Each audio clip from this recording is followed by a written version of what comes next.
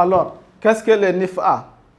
C'est les NIF qui concernent les régimes particuliers d'imposition au Niger. Les NIF-A est attribué aux administrations publiques.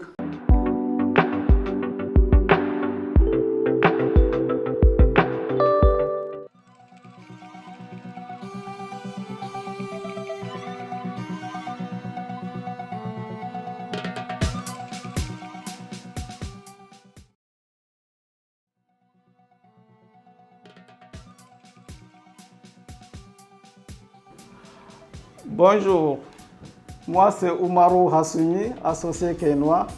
Aujourd'hui, nous allons vous parler du NIF-A dans Keinoa Tax.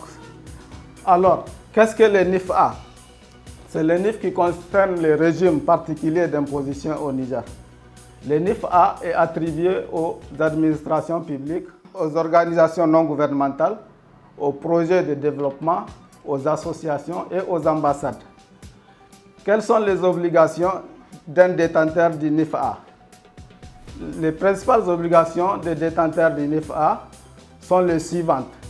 Effectuer des retenues fiscales sur le règlement des fournisseurs, des prestataires, des travailleurs aussi. De procéder par la suite au reversement de ces retenues fiscales dans les 15 jours du mois suivant celui du paiement. Et enfin, les ONG et les associations qui sont détenteurs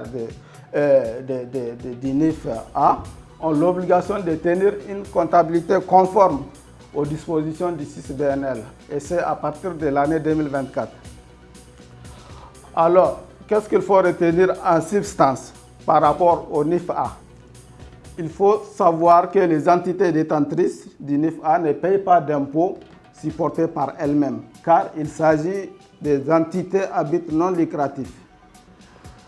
Ensuite, elles reversent seulement des impôts qu'elles retiennent à la source, avant paiement des fournisseurs, des travailleurs et des prestataires.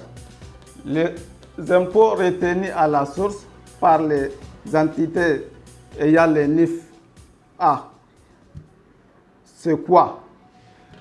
Il s'agit de l'impôt sur les traitements et les salaires, notamment l'ITS, de la TVA, la taxe sur la valeur ajoutée,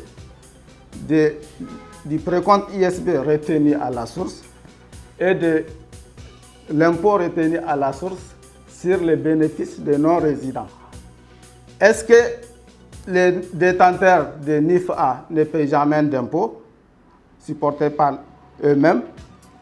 Non, ils ont parfois quelques impôts à payer, à savoir le droit d'enregistrement ou le droit de timbre, la vignette auto.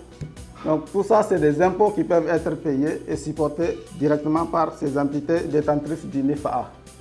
Bien entendu, en cas d'activité à but lucratif, les NIF-A doivent être imposés aussi à la TVA et à l'ISB.